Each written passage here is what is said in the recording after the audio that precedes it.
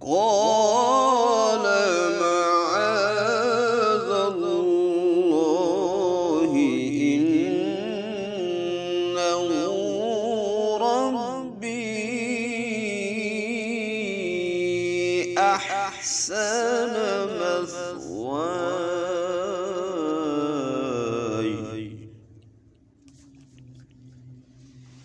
إنه لا يفلح الظالمون।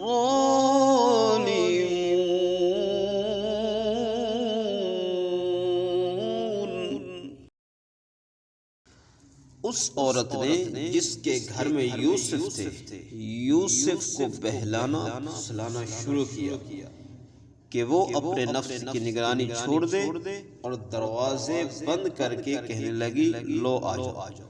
यूसुफ ने कहा कि अल्लाह की पनाह, वो मेरा रब है, मुझे उसने बहुत अच्छी तरह रखा है, बेइंसाफी करने वालों का भला नहीं।